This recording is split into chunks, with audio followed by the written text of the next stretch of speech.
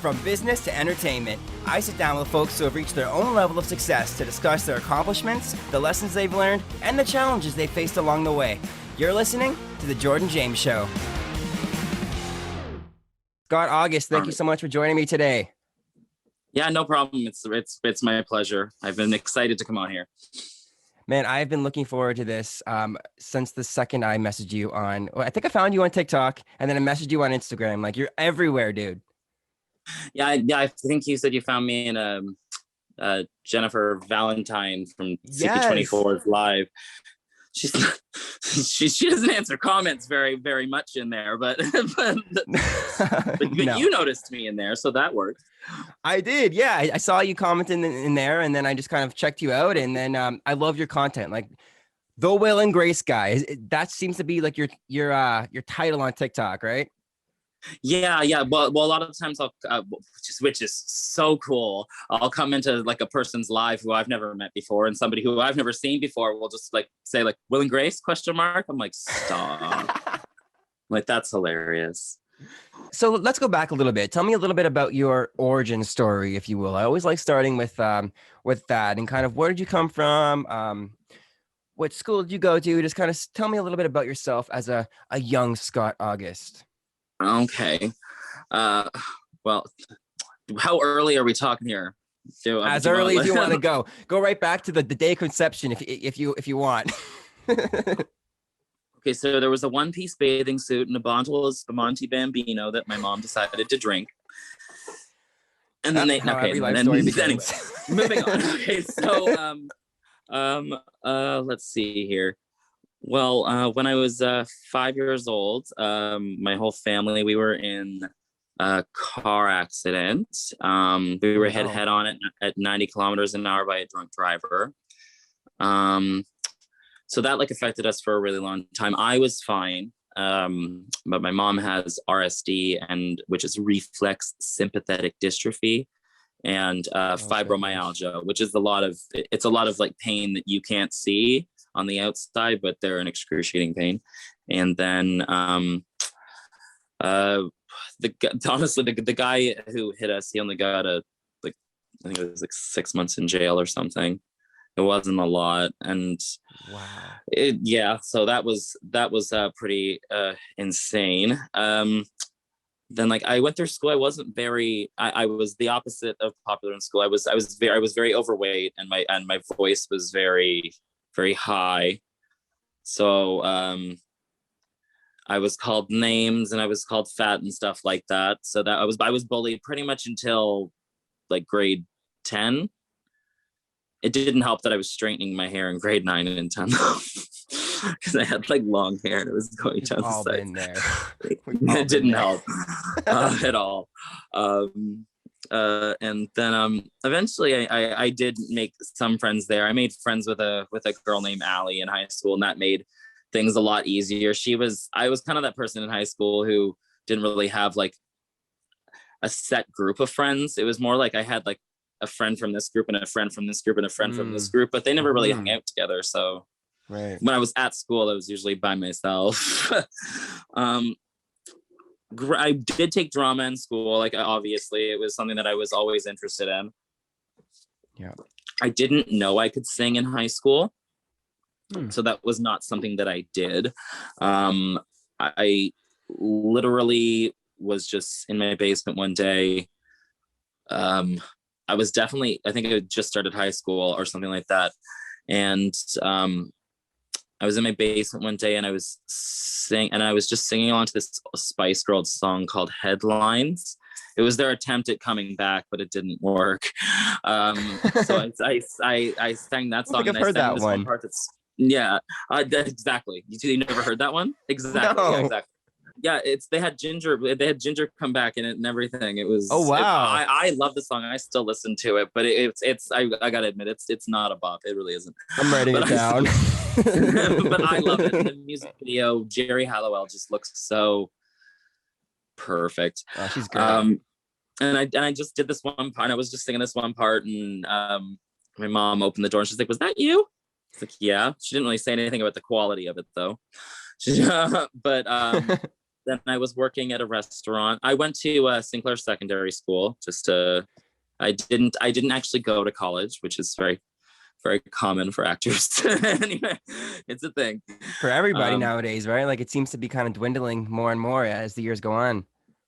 Well, at the same time, it's like there's so many people that go to school and spend all this money, and then they're doing the same thing that they were doing before they went to school anyway. Right. And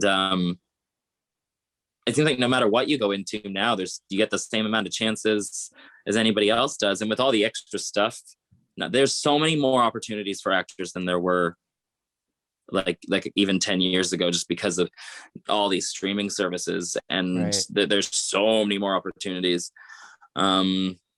So that's awesome.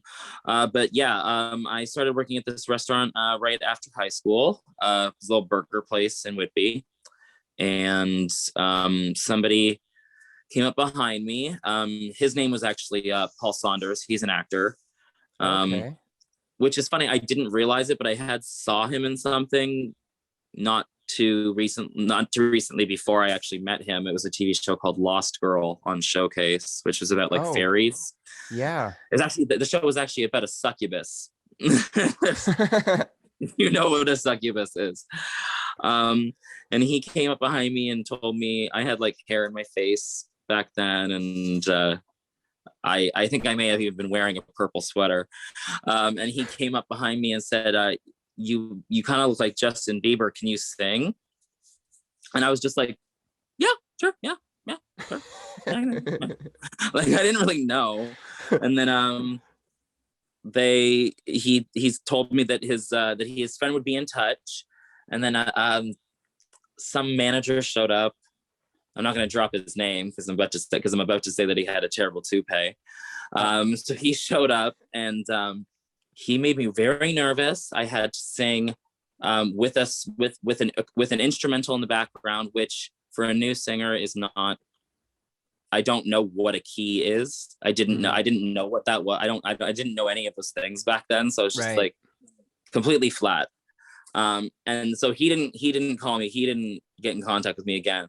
But then a different man contacted me from this Paul person that I met, and his name was Dave, and he was fantastic. He came to my house, and we chatted at the kitchen table for like an hour and a half before I had to sing at all. And then I asked him, I was like, if you don't mind, I kind of like to sing just a cappella. I'm better that way. And he was fine with that, and I sang "Marry You" by Bruno Mars. Just on its own, and it was 10 times better. Like even I could tell.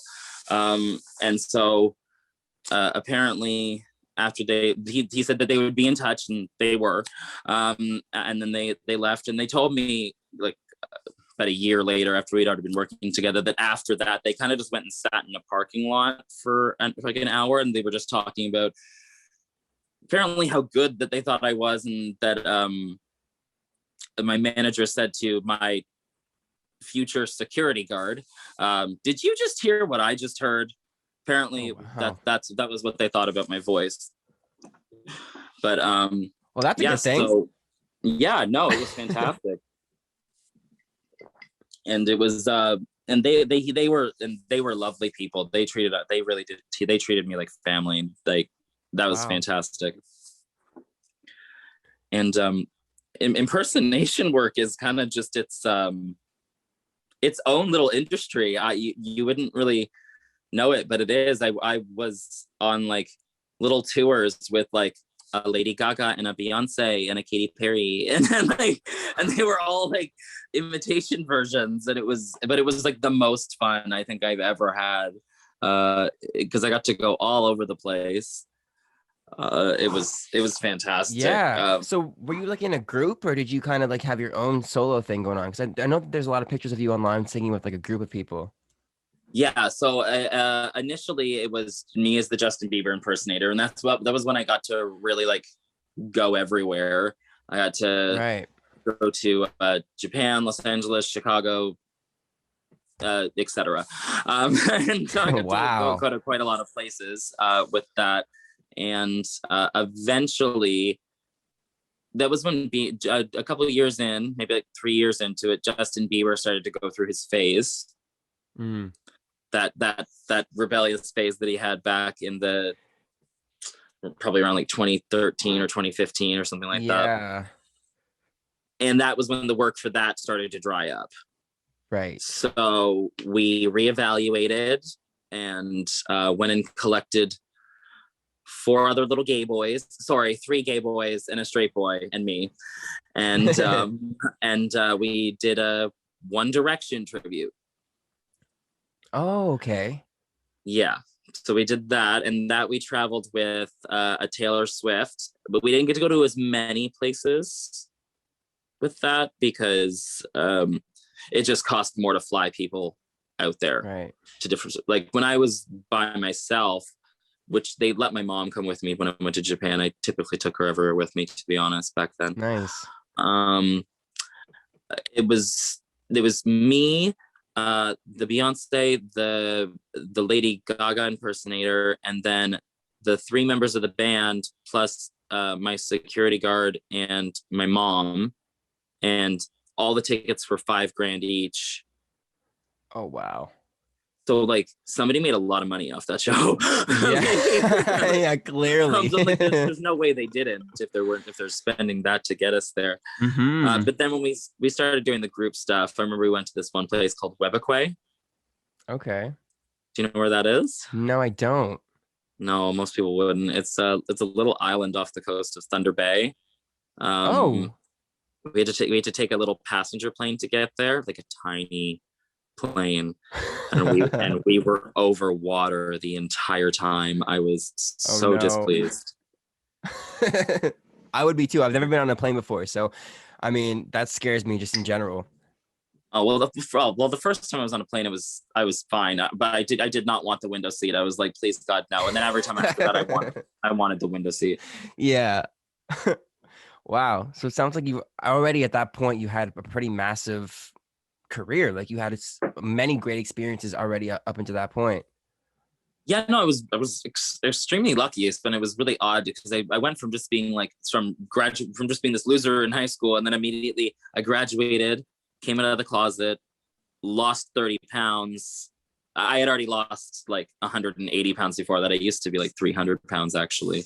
Wow. And yeah, and but I had lost like the rest of it, and I just started getting more attention, and my life started to change a lot more. And I went from being ignored when I walked into places to at least not ignored. It was a lot nicer than it used.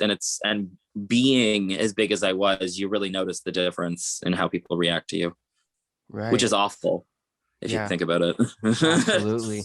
Yeah. So talk to me a little bit about that transformation. Like you were going through so many different phases in your life at that point. How did you kind of cope with that? With like the weight loss as well? The weight loss and when you came out of the closet as well. What were like those experiences like for you, kind of hand in hand? Well, I think that, like when you're a child and like you're gay or you're a lesbian or you're trans, you have a secret right off the bat, and that automatically makes you feel different than everybody else. Right. So like you already feel like you're not gonna belong. And I think that that's probably why I had the poor eating habits that I had. It was probably a subconscious thing of like not feeling worthy or something. So I would be eating all the time. And eventually, once I realized that I was gay and that I wanted, it's tough to go through life being bigger. It's a lot tougher. If people aren't mean to you, they at least they ignore you. And sometimes that's the best you can hope for when you're a bigger person. And it's awful. It's because I even on TikTok, like I see the way that people treat people that are overweight, and it's like they're literally on there making videos about losing weight, and you're making comments about how they're awful. And it's like, do you tell people at the gym to like is this what you do to people at the gym that are exercising? Like I just find that so confusing. Mhm. It's bizarre. But yeah, no, I was made fun of for being overweight and everything. So there was a lot of like having to shake off all of these negative things, which is also what kept me in the closet, was people be bullying me so much, because I figured I'm different in this way too. They're gonna bully me about that as well. So I just didn't come out in high school. Period. I just nope. I didn't have the courage to do that. I came out like the year after high school, actually. But so that wasn't something that I had to really cope with in high school, or in a social setting that could be awkward at all. When I think it was beneficial that I was able to just lose my weight in privacy, not having to go to a public place every day. It's like Right. school, and also to come out of the closet and feel better when the only people that I had to tell were my family and my friends, and that was it, because Yeah, that part of my life wasn't existing anymore. exactly. So what gave you the confidence to kind of come out of the closet at that point? What really helped you and guided you through that process? I'm not even sure if it was confidence. I think it was just being sick of not being able to do what I wanted to do, or just live my life. Because it's even tough to say that, not being able to live my life the way that I want to live it, because I didn't even know like how a gay person really like lived back then. When I came out of Right. the closet, I definitely had no idea. I'd never been to a gay bar before. Anything that I'd seen, it was in media, which, Mm, as we know, media that I watched back then, it was not an accurate representation of what the community was like. definitely. Um, it made you, because TV made you think that if you were a gay person back in like the 90s and early 2000s, TV made you think that if you were a gay person, you were gonna die lonely and sick, and it was just not a nice picture. And Right. then, um, although Will and Grace did start in 1999, so there was, but they weren't never really in your face about anything like that. They were just wanting to make people laugh, not so much educate people back then. Yeah. But yeah, it was a lot easier to come out and find myself not having to worry about what other people were, because people in high school try to put you in a box.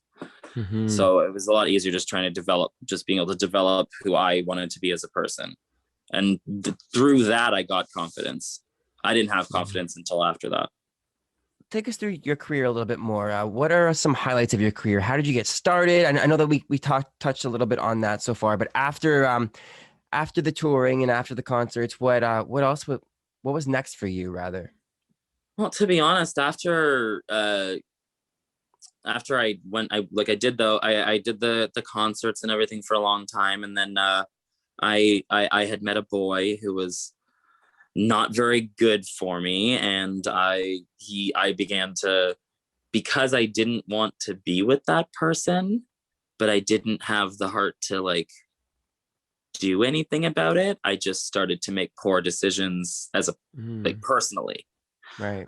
So to be honest, after the singing with Dave for a while there, with my old manager, I got into some really bad behavior, and there was a couple of years there where I really wasn't working, because uh, I was too busy putting stuff up my nose. To be honest, it was a and it was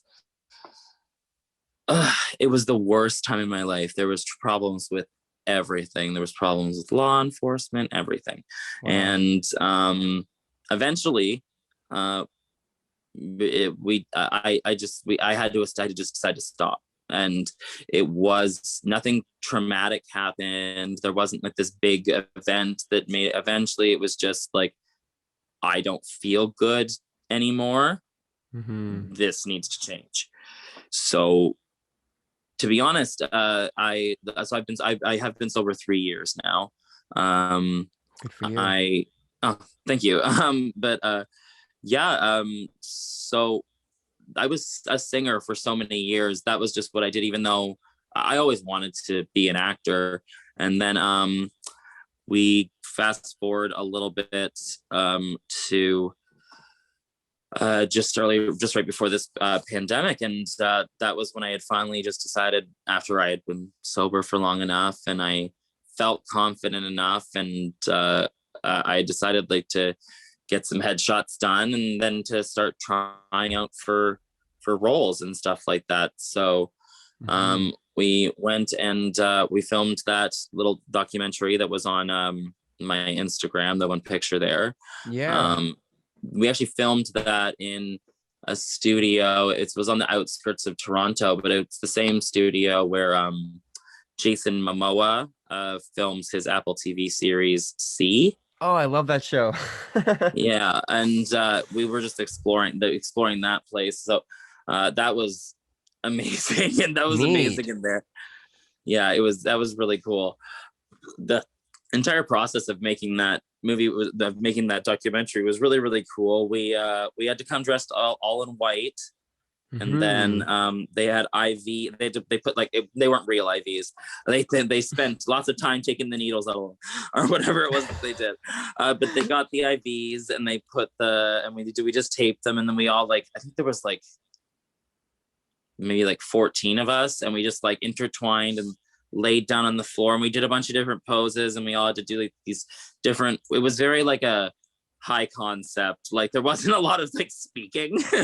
Okay, it looks really cool. Like just like the picture and the photo shoot that you guys did looks super cool and super intriguing. Just almost enough to like make me want to watch it just based on that picture. Yeah, and then a lot of people don't even know about the not being able to donate blood and that whole mess. It's just it makes no sense because the blood, all the blood gets tested anyway.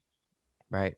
So if you're screening all of it, just take all of it and just don't use the bad stuff. How hard is that? Exactly. Like it's really not.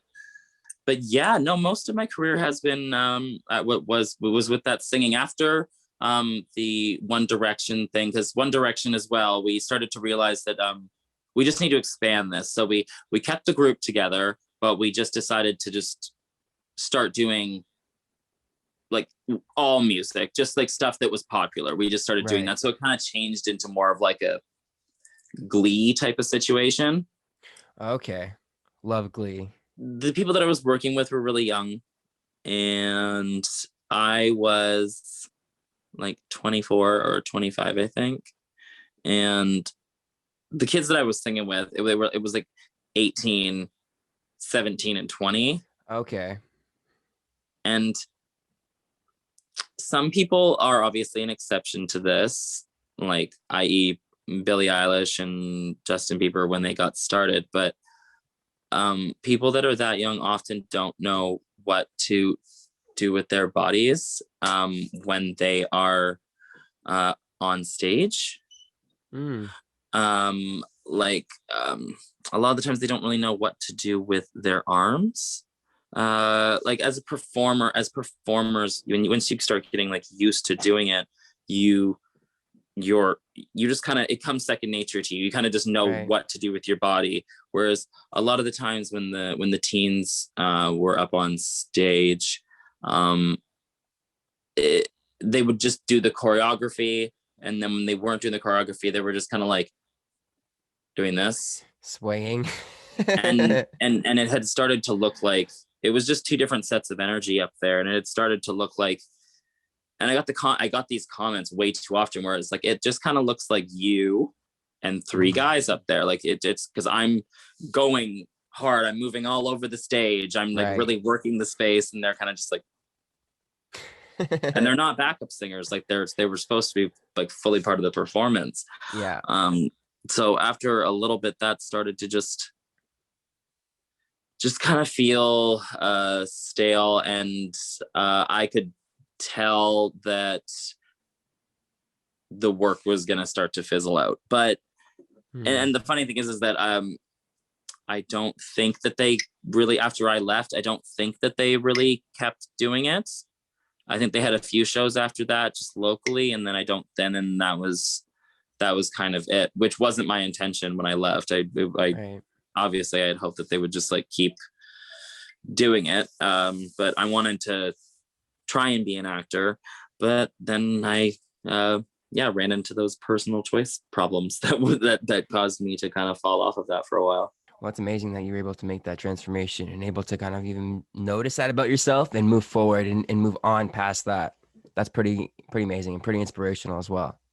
Let's talk about TikTok. I mean, TikTok has Mhm. been obviously for you, it's been something that's been a guiding light, and it seems to be working for you. Like your recent video has gone absolute viral. One of your recent videos, currently at 3.4 million views. Congratulations, by the way. Like, yeah, like, Pretty crazy, I bet. Over 400,000 likes and over 35,000 shares at this point. Dude, what was going through your mind when that was happening? like, okay, so I post, I always, I have like a little like chart in my pictures that tells me like the best times to post. And usually I most have of the that time, chart too.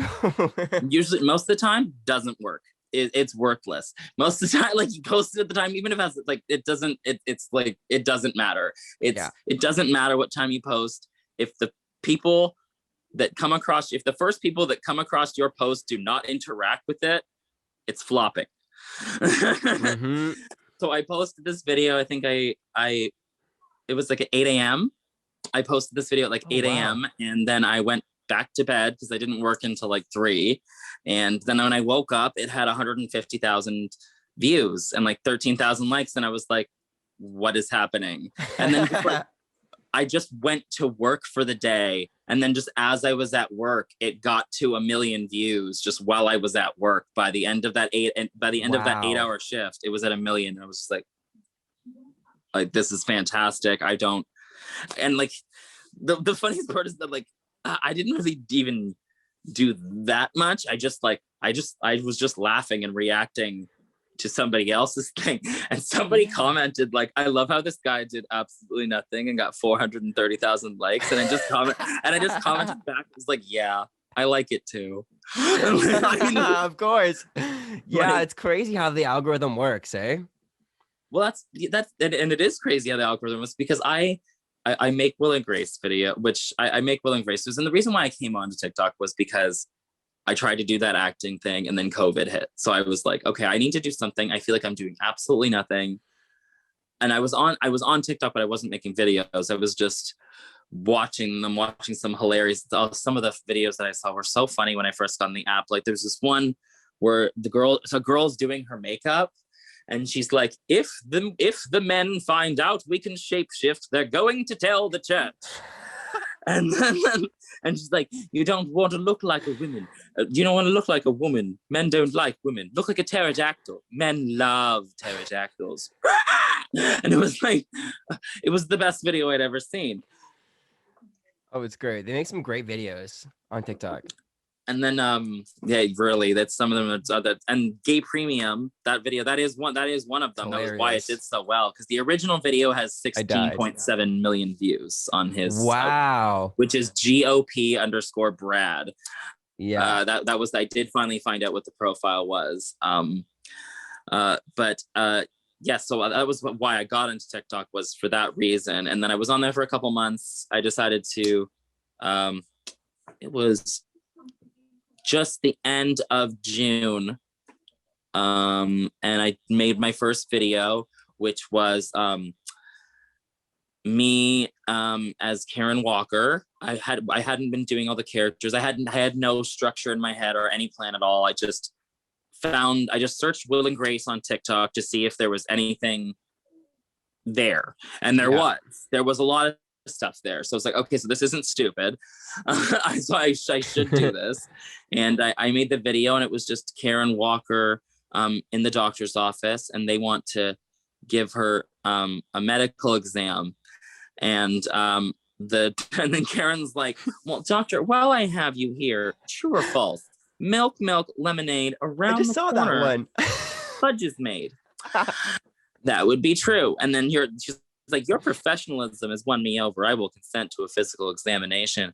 And that video, that was like one of the first ones I ever did. And that got to, I believe it was 11,000 views. The first video I ever did was just me as Karen Walker being like, excuse me, do you have a breath mint? And then the lady's like, yes, I do. It's in my purse. And then I go, well, pop it. It's not doing you any good in there. And my first video got like 200 views, and I just like kept going. And once I got that one video with 11,000 views, I started to feel a little bit better on there. Yeah. Because Instagram trains you to expect nothing. Yes. Because like you can share great content, but your content's got such a small window on Instagram to which like it reaches people who are not following you. Yeah. And then after that, that's it. And then some of the times the people that are following you, they still don't see your stuff. Right. There's just a major difference between TikTok and Instagram. Like Instagram, it's people share beautiful pictures on Instagram, but you can't really get to know who a person is through that. Whereas through their TikTok, you kind of can, because you can see what their sense of humor is. Sometimes you can see the things that they find important, personal things that annoy them. And you can get to know quite a little, like see their family. You can get to know quite a little bit about a person from TikTok. And people on that app, on TikTok, they press the follow button more often than they do on other apps. They comment more often than they do on other apps. So there's more interaction and more positivity on that app than on others, I find, especially definitely. Facebook. Definitely. It's kind of like a window to the soul, right? Like you can see who a person is, like you just said, and through video as well. Like Instagram is just mostly just pictures, and even if it is video, there's not a whole lot of time where somebody can kind of get to know you or see your content. Exactly. Whereas on TikTok, you've got a 90-day window. Yeah. Your videos it's like a giant Rolodex of videos that just go in a loop constantly. Like I still get likes on my milk lemonade video from way back. I still get them today. And anytime one of your videos blows up, your older videos that have also blown up before start getting pushed again. It's really, really interesting how the app works. Definitely. Have you seen that, like a pattern, or is there like a formula that affects the algorithm, or basically is anything up for grabs at that point? This algorithm thing, there's obviously an algorithm. Apps don't work without algorithms. That much is obvious. And it's obviously tailored to what you like, because when I open TikTok, it's gay people, it's Will and Grace, it's drag queens. And some Marvel stuff. And that's really all that I need. And I'm good with that. But you open up somebody else's TikTok and it's food, cars. It's like TikTok has its own separate sections in the app, which is why they try and tell people to find their niche on that app so that TikTok knows where to put you. The trick on there I found is, so TikTok can tell whose videos are, this is how they do it. They try and figure out whose videos that you should be put in front of, like where your videos should be put by the videos that you interact with. So if you want gay people to see your videos, you need to go over to gay people's posts. You need to like them. You need to comment on them. You need to interact with them. And eventually the algorithm will learn from doing that to put your posts in front of gay people, because that's what you interact with. Interesting. And there's also all the sorts of things that like on Instagram, the more hashtags, the better. Yeah. That's all how it always, it doesn't seem to confuse the algorithm the same way as it does on TikTok if you put too many. Because if you put a bunch of different hashtags that aren't related to each other, your video will go nowhere, because TikTok will not know where to put your video. I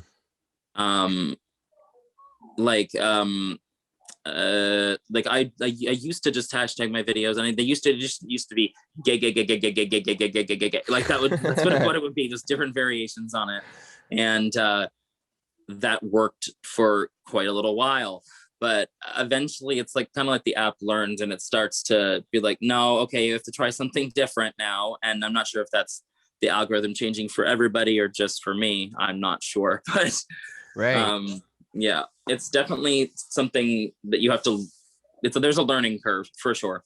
Yeah. And what would you say is the power of hashtags? Like, do hashtags matter on TikTok, and how can people use them effectively? Yeah, people say that, like, that like every once in a while that they will post. Every once in a while I will see a post that has no hashtags that just gets pushed, but it's usually from a bigger. It is usually from a bigger account. Right. There has to be like a history of your videos already being pushed on TikTok for something like that to happen. But if you just like are constantly making videos from the start using no hashtags, I go through those profiles. They have like 3 views on the videos, and it's just because they don't know. A hashtag is so essential, because when you post something without a hashtag on most social media, it's like trying to sing while there is a choir singing behind you over top of you.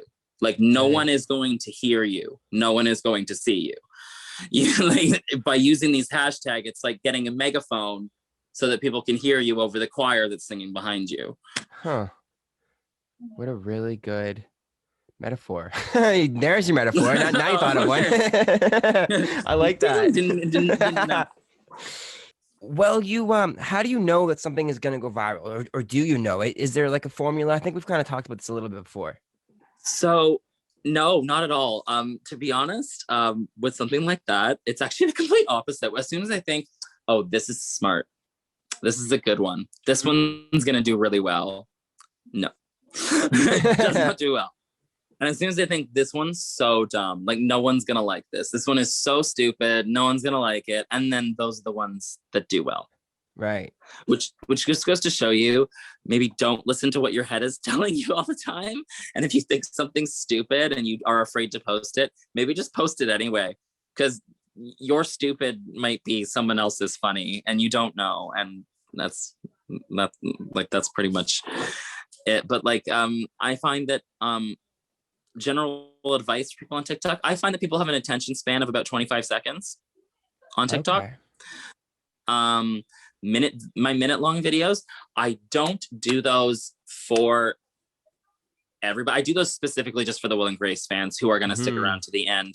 And I did those so that I could do all the 4 characters and they could seem different and to hopefully get noticed by somebody, which did happen. We'll get to that in a moment.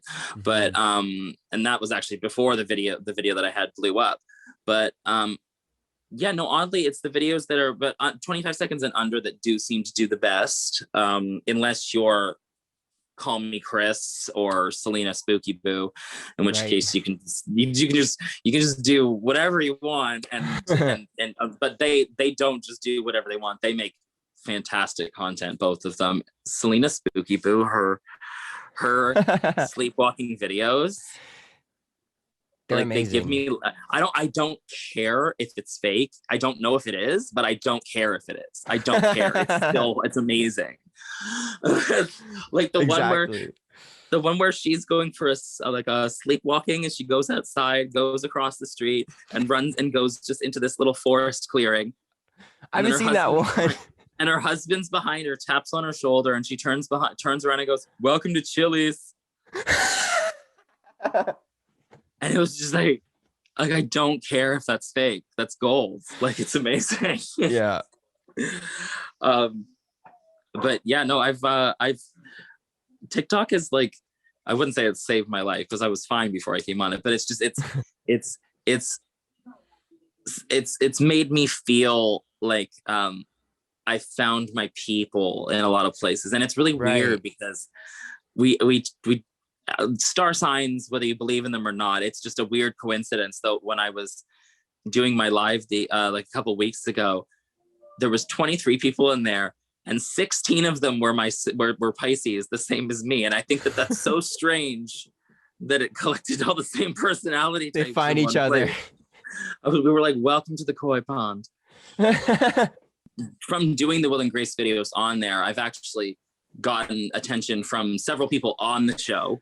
Nice. I've had the person who plays Jack's boyfriend in the revival. I've gotten some likes from him. When I was at 4,000 followers, Sean Hayes, the guy who plays Jack, his husband started following me, and I was like, what's going on? I was like, what's going on? And then once I got to around like 10,000-ish followers, no, I think it was like 14 or 15,000. And I was doing a live one day, And this was shortly after Rosie O'Donnell had followed me. I was doing a live one day with my drag queen friend, and Sean Hayes, I see like Sean Hayes' picture pop up in the corner. I was like, that's not, Oh my no, God. there's no way that's him. I was like, there's no way that's him. But then I clicked on it. There's a check mark and it was him. And I was like, guys, I think Sean Hayes is in my live. And then he just goes, yes, I am. And then he goes, hi. After I said hi, I was like, Steven, get in here right now. My fiance just said hi to him. And he said hi. And then he How surreal. And then he said, I think you're brilliant. And let's do a duet sometime. Oh, and then right. and then he stayed in my live with him and his husband, and we chatted, and I got to tell him how his character told me what gay was, and like helped me figure out who I am. And we've chatted here and there since, and it's been the coolest thing in the world that Jack from Will and Grace even knows the name Scott August. That is that's amazing. I just wish that Megan Mullally was on TikTok, which is Karen, but she will be. She's got to be. Everyone's on TikTok slowly and surely. She's got to be there. Hopefully, she's in her 60s. So let's hope something can convince her. Is dealing with trolls a part of the job? Like, I don't know if that happens too much on your page, but I'm sure in my, like, it's TikTok. Like, it happens all the time, right? Like, how do you do that? Well, like I'm a moderator in other people's lives, so like I have to deal with trolls in that way. I don't really have to deal with them directly to me. To be honest, it's only because it can be hard to make fun of a gay adult. Like we've kind of already been called everything under the sun, and we've kind of already been through all of that. So it's like, what can you as a 12-year-old person on the other end of this phone say to me that's going to upset me? Like, your parents must be ashamed of you. No, they're downstairs. Love me. It's just none of it really works that way. Been there, done that kind of thing. Yeah, but when I go into other people's lives, who I moderate for, if they're drag queens, the stuff that people will say to them, they'll come in there and they'll be like, what are you, boy or girl? Look at the state of you. And it's just like, it is terrible, but at the same time, it's adorable that they think that they're hurting anybody's feelings, because we all know that if I found out who their parents were and I screenshotted that and sent them to them, they would get no PlayStation for 2 weeks or something. Like, that's what they're those kind of people. They're little children, and their opinions will change over the years. So a lot of the times I don't pay attention to that, but I honestly just spend a lot of time in other people's lives muting people, and I very rarely have to block people who come into my life. I think, like, every once in a while, someone will come in there and be like, "Do you have a girlfriend?" And then I'll say, "No, I'm gay," and then I'll see what they say after that. But if they get sketchy for even a second, I'm like, "No, just get out of here." Out. Just get out of here. No, because like it's nice to have people in your life, but you don't need anybody in there saying anything negative. I was in a trans woman's live, and I was trying to get her to make me a moderator, because there was people in there just like repeatedly saying awful stuff, and she had made someone else a moderator like 5 minutes before that, but I don't know where they were or what they were doing, but they were not doing their job, because every single person that was trolling this woman had not been muted at all. And I was like, well, they're not doing a good job. Maybe you should get some. But she just didn't. I think she was older and she didn't understand. So, but yeah, the people in there, they'll come at you for almost anything. Being gay, being trans, being overweight. There's one person that I know, Drew Blaze Official, and people, and he is Black, and people will come in and just straight up say exactly what you're thinking. Wow. Like it's awful. That's terrible. Yeah, it's and but my favorite thing is to mute those people, and that is to mute them and then say something really sassy that they can't reply to because they're muted. Yeah. Oh, yes. They'll just come in here and they'll be like, what is this? And I'll be like, you being muted. That's what it is. Yeah. That's the end of that. So what advice could you give to anybody, or well, but pretty much anybody that wants to create content on TikTok or wants to get on the platform that's not currently on the platform? What could you say to them?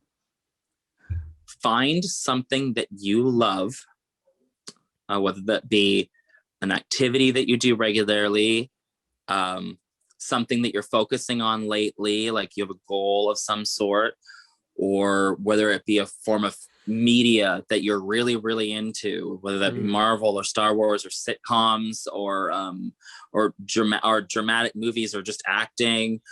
There is a space for everyone on TikTok. There's a space for people who like plants on TikTok. There's a space for people who have weird fetishes on TikTok, which I'm surprised stay up when me and my fiance just had a quick little peck on the lips on a live one time, and a warning came up saying like, what you're doing is vulgar, please stop. I don't think it was TikTok though. I think it was like a little troll in my live just waiting to see if I would do something. Right. Wow. Yeah. Yeah. It's hilarious. That's not ideal. Yeah. Basically, well, I was just gonna move on from TikTok at this point and try to get into a little bit more about the representation of the community in media in general, right? We all know that media plays a really important part in shaping values and ideas, whether it be socially or basically any type of values and ideas. How well does it represent the LGBTQ community, in your opinion? There's a whole section of TikTok who actually does represent the LGBTQI2 plus community very well. And those are the people that make like inspirational content or are just out there to just try and make people laugh. Just so that, because people underestimate, you don't always, although I applaud and think that the people who are on there to make political statements are wonderful people and they should never stop doing what they're doing. But sometimes the way to change a person's mind sometimes can just be through laughter. And sometimes if you're a person who regularly makes someone laugh on a daily basis when they see your videos, and then they find out afterwards that you are gay, I don't think that it should matter to anybody. I especially if you're already making entertaining content. But there is a certain subsect of people on TikTok who are on there just to have their shirt off and then and there just isn't any skill involved, and it's upsetting just because those people always have so many followers and they're always being like, you're amazing, and it's like, but at what? Yeah. And you don't want, and obviously like you don't want to put on someone else's success, because I'm sure those people who have like, if you have over 500,000 followers on TikTok, you can feasibly start to try and make a living off of it. Kinda, at least through going live if you're in Canada. But yeah, no, there is certainly a section of TikTok that doesn't represent the LGBT community very well, but those are people who are there for vapid reasons, or they're straight people who are there trying to degrade the gay community, because there are homophobic videos, just straight up homophobic videos that stay on TikTok after being reported hundreds of times. So like we're represented on there for sure. And I love the resurgence that's happening. Like I love seeing trans brothers and sisters on the app with lots of followers. And I love when I come into their lives and I don't see any negative comments. And it's just like, yes, because I'm not sure whether they group together or whatever, but it seems like when one troll pops into someone's life, it's there's 60 of them. It's like when you mute one of them, they share it to their friends to be like, no, come and bully this person. And they'll be like, why did you mute me? And they're literally being like, unmute me so I can continue to verbally assault this person. How dare you mute me? And it's like, what's the matter with you? But even with those people, and their representation is so important, because so often people think that representation of gay people is attention away from non-gay people, or that attention to trans people is attention away from cis people, and that's not how it has to be. You can do both of those things at the same time. Just kind of going off of that in the media in general, like, let's take a little bit of a walk back, because I've got a timeline here when it comes to representation of the community in the media, which can be traced, I mean, all the way back to the 30s, with, what's it called? The Children's Hour, which was a stage play that premiered on Broadway in 1936. It was set in an all-girls boarding school and run by two women, and a student accuses them of having a lesbian affair. It was a big hit, even at that time, when in New York, it was totally against the law to make any reference to homosexuality on stage. But even then, it still wasn't until 1975 when the first gay couple appeared on TV in a short-lived Norman Lear series on ABC. And then we still had to wait until 1991 to see the first gay kiss shown in an episode of LA Law on television. Even though it was baby steps, but they were still being taken with the release of Philadelphia, and then an IKEA advertisement showing two men shopping for furniture together in 1994 became the first commercial featuring an ordinary gay couple on television. And then we had that episode of Roseanne, which ABC threatened not to air, but still 30 million people tuned in to see it. And then in 1996, Friends aired an episode that featured a lesbian wedding. However, the couple still was not shown kissing at the end of their ceremony. Moving into 1997 with the coming out episode of Ellen. Fast forward the following year to 1998 with the debut of Will and Grace, which we all know ran for 8 seasons and won 16 Emmys. Now, do you think that Will and Grace paved the path, or would you say that? 100%. And in 1999, actually, in season 2, one of the first couple episodes there, they had an episode where Jack was excited because there was a premiere of a sitcom that night that was supposed to show the first primetime network kiss between two gay men. And when they saw the episode, it did not air the kiss. So they go to complain to NBC and they get shrugged off. So they wanted to do this kiss in this episode, and NBC said no. So what they did was they went to New York and actually shot in the streets there, went on the Today Show. That Today Show, they shot a Today Show segment on Will and Grace where they walk up to Al Roker. It was not rehearsed. They just did that. They did the kiss on the news so that it's already on the news. You can let us air it. It's already been aired. So they literally had to like kind of trick NBC into letting them air that kiss. Wow. How epic. They yeah, right? But yeah, Will and Grace, it really paved the way. And considering how early it started, it was 1998.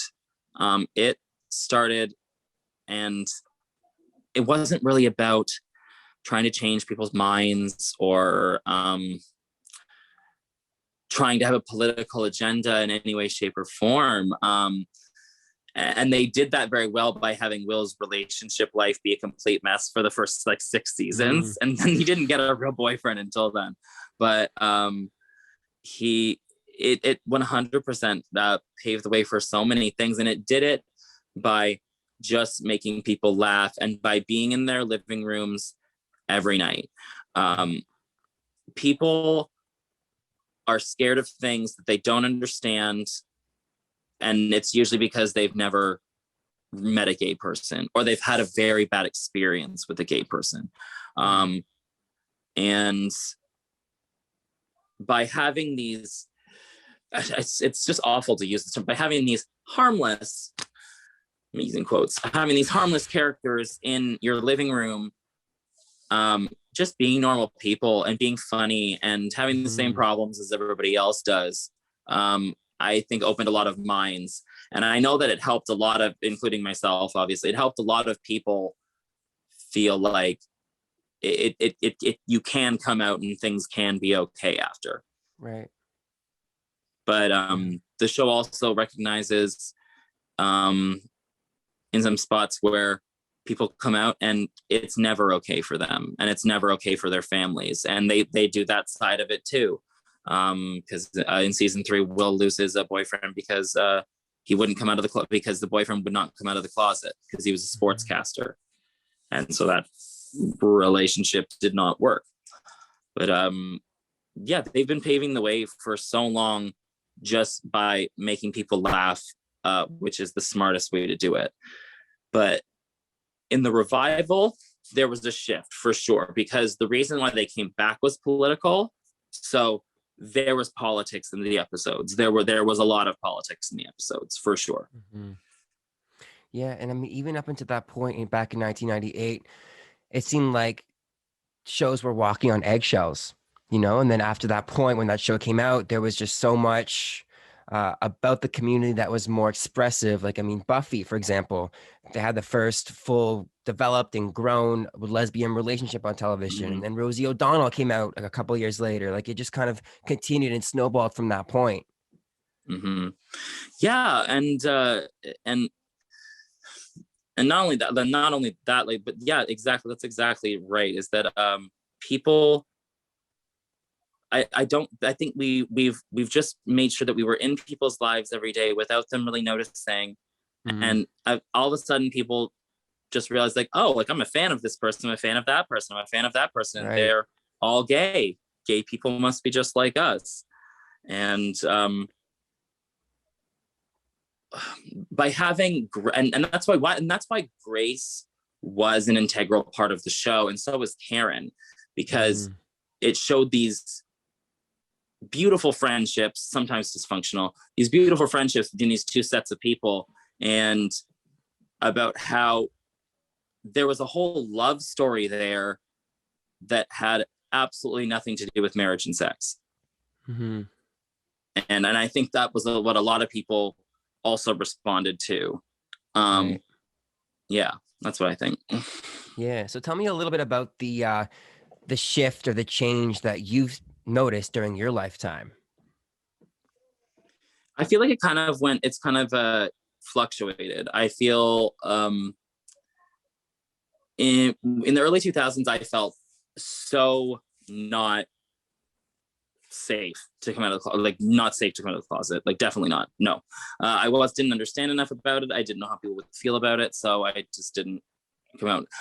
But how it's changed over the years, I find that when we had the AIDS crisis, which was William started right after the AIDS crisis. Actually, it was at the end. It was at the end of it, and so I think there was also something about that intrigued people as well, was because we were in the news not too long before that, but the change in in the way people see it. I think that when Obama was president, there was definitely a change, and people definitely felt safe, and I felt safer, even though I'm not even in that country. I just felt a little bit safer because I felt like there was people up at the top that cared. But then I felt like it kind of, we've just this past couple years, I feel like we have gone back a little bit in terms of progress, just because of all the people that felt so emboldened by Donald Trump's rhetoric. Like in 2012 and 2013, I felt safer holding a man's hand walking down the street than I do today. Wow. For sure. Even in Canada. Even in Canada, 100%. Well, yeah, even in Canada, whenever I've still had some moments that just, I don't know, especially in smaller towns. Like, I just feel like it's better to be safe than to have a misunderstanding with someone that turns into something bad. Right. And I'm not sure if that's cowardice or if that's just me being smart or careful. I don't know, but I just know that I would rather not have the trouble, so I don't advertise, which is kind of sad, actually, now that I think about it. I just mean like I shouldn't have to feel like I have to do that. 100%. Yeah. 100%. Let's move into our Will and Grace trivia. I've got 5 questions lined up for you, and let's see how well you remember the show. And we'll start with number 1. We'll keep it a little bit easy to start. Okay. All right. So, what is the name of Jack's son? Elliot. Whoa, that was quick. All right. Yeah, I know. All right, so let's go to number 2 then. What are Karen's stepchildren's names? Mason and Olivia. Oh my gosh, that was tough. I didn't know that one. I just remember the jokes in my head. It's just like, do you think I get steak knives for Mason for Christmas? Why would he need steak knives? If you've ever seen him work his way through a porterhouse, you wouldn't be asking me that. And I literally did a TikTok a little while ago. Karen 2? Where I had to mention Olivia in it. Yeah. So Karen 2 is my favorite. Like how she has a staff that looks like her to give them hugs in the middle of the night. Oh my God. Hey, I loved those kids. And so did Karen too. Love it. All right, number 3. In the pilot episodes, we're going right back to the beginning. Who did Grace say knew Jack was gay the first time they met? Her dog knew. Okay. How hilarious. Like how did that even happen? My dog knew. I even have like the tone in my head. All right, here we go. When did Will come out of the closet? What year? 1980. Oh gosh. Somewhere between 82 and 84, I think, because the math wouldn't work out any other way. But I'm actually... It was Thanksgiving, right? If I'm not mistaken. Oh, yes, it was. Yeah, I remember the whole episode. It was Thanksgiving. It was the Thanksgiving in the 80s. I remember that. Like, I've got the whole episode and boy, like, burned in my brain. So it was 1985. Okay. Very close. I was close. And then the last one we got for you. What is the name of Jack's pet bird? Oh my gosh. Hold on a second. Oh my God. Poplo or... Oh, so close. Paco? You know it. It's... Do you want me to tell you? Yes. Guapo. Oh, Guapo. That's right. Yes. That's right. Yes. Oh my God. Okay. Hey, you were close on the 2 that you didn't get, and you got the other 3. So I mean, like, yeah. What can you say? Yeah. Well, I actually do trivia. I used to do trivia on my lives, and one of the question here is, what is Jack's son's name? It was blocked by my phone case here, but yeah, no, I used to do trivia for 1 grade too. Before we get I let you go here. Let's hit on my signature questions rather. So, if you could go back in time and talk to a younger version of Scott August, what piece of advice would you give yourself? Probably to relax, and to hold on to and to not let people stop you from continuing opportunities that you should have. That's a good one. Yeah, that's probably what I would say. Oh, and stop straightening your hair. For the love of God, stop straightening your goddamn hair. Hey, it was a fad. Everyone was doing it. Not the way I was doing it. It was awful. And Scott, how would you define success? Like, what does success mean to you, especially at this point, now that you're a huge TikTok star? What does success mean to you? Success to me is whatever fulfills you personally. Money in your wallet is obviously fantastic, and that is something that is part of success. But I really define success by you succeeding at something that you are enjoying. I don't even really define success as in people that are soaring in an industry that they have no interest in. I don't even define that as success. If you're succeeding in something you don't like, I don't consider that success to me. I think that brings us to the end of our conversation. Scott August, thank you so much for coming on the show. And No I problem. look forward to seeing more of your TikToks, man. Like, just keep doing what you're doing because you're obviously doing something right. I will keep sharing them to you. I will make sure to harass you. Don't you worry. Please do. Hopefully we'll talk again soon, man. Yeah, sounds good. Thanks for having me. Of course.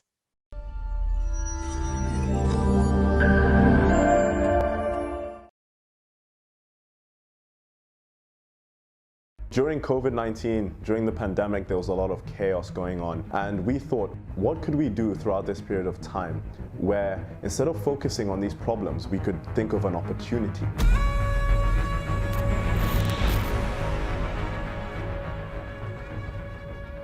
My name is Matthew Evanson. I am co-founder and head coach at F.I.T Performance. My name is Manana Bijue. I'm 21 years old, and I am the co-founder and head coach here at F.I.T Performance.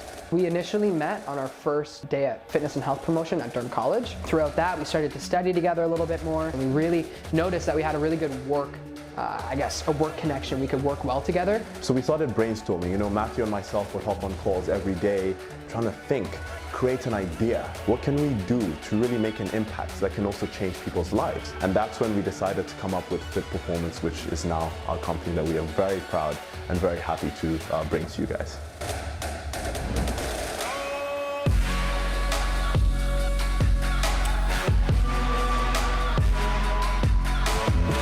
Our company offers personalized, tailored workout programs specific to your body that are safe, efficient, effective, and enjoyable. We also have our training insights, which dive into the science behind some of our movements and what's happening exactly to your body when you're working out, when you're doing these types of things. There you go, come on! Squeeze that back, come on. Come on, Matthew. What sets us apart is our focus on lifestyle and mindset and training insights. We believe that focusing more on health as a holistic view and overall, physical and the mental aspect of things, focusing on overall wellness, we think not only provides you with more information and knowledge, but it helps with a better transformation and an overall healthy lifestyle. Thanks so much for watching, everyone. If you're interested on taking the first step to an everlasting journey of growth, physically, mentally, and emotionally, feel free to reach out to us on our social media. We'll link our information at the end of the video, and we'd be more than happy to help you set and achieve your health and fitness goals by leveraging our functional improvement techniques. Thank you very much for watching. Thank you for your time, and we hope to connect with you soon. Take care.